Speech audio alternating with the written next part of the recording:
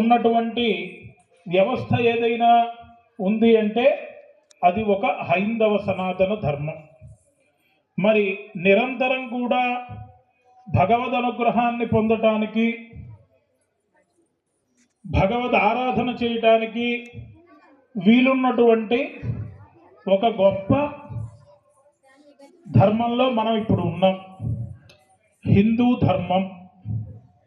మరి ఈ హిందూ ధర్మంలో ఎన్ని రకాల పండగలు ఉన్నాయి అంటే ఎన్నో పండగలు ఉన్నాయి.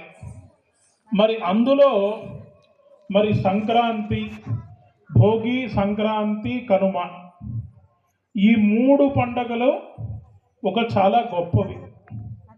మరి భోగి పండగ, అట్లాగే గోవును పూజించటం.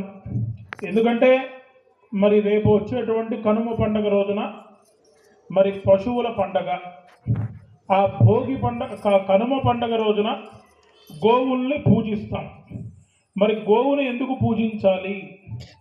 గావ సర్వా దేవతాః అంటే ఒక ఆవులో సర్వదేవతలు నిక్షిప్తమై ఉన్నాయి, అందుకని గోసేవ మనం చేసుకోవాలి.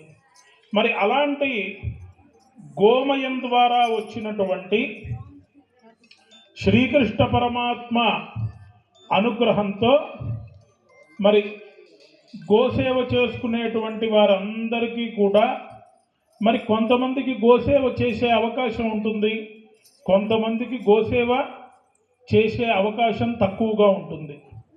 మరి ఇలాంటి ఒక మహత్తరమైనటువంటి ఈ గొబ్బెమ్మ పేరంటం అంటారు వీటిని. ఇందులో ఏమిటి అంటే సర్వదేవతలు నిక్షిప్తమైనటువంటి ఈ గోమయాన్ని కనుక మనం పూజ కనుక చేస్తే సాక్షాత్తు మహాలక్ష్మి అనుగ్రహం పరిపూర్ణంగా లభిస్తుంది. అందుకోసమే పిల్లలందరూ కూడా మరి కొత్త బట్టలు వేసుకొని మరి ఈ ధనుర్మాసం ఆరంభం దగ్గర నుంచి కూడా ఈ పూజా కార్యక్రమం చేసుకుంటూ ఉంటారు. మరి అలాంటిది ఈ రోజున ఈ కార్యక్రమం ఇక్కడికి ఏర్పాటు చేయటం, ఇప్పుడు మనం గొబ్బెమ్మలు చేసుకోవటం, మరి ఇవి రేపు స్వామికి అత్యంత ప్రీతికరమైనటువంటి మాసం మాఘమాసం. మరి అలాంటి మాఘమాసంలో ఈ చేసినటువంటి గొబ్బెమ్మల ద్వారా వచ్చినటువంటి పిడకల్ని అప్పుడు సూర్యనారాయణ స్వామి కోసం పొంగలి తయారు చేసి స్వామివారికి నైవేద్యం పెట్టి అవన్నీ కూడా మనం అందరం కూడా ప్రసాదాన్ని స్వీకరిస్తాం.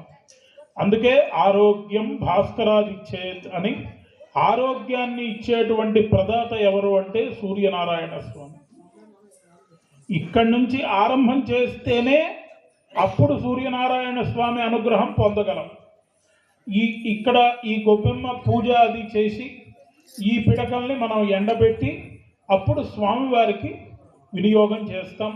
తద్వారా ఈ గోమయం ద్వారా ఏమిటి అంటే అనేక రకమైనటువంటి మనకి సూక్ష్మ రూపకంగా, వాయు రూపకంగా, ఇవాళ వాయువులో ఎంతో కలుషితంగా ఉంది ఇవాళ వాయువు.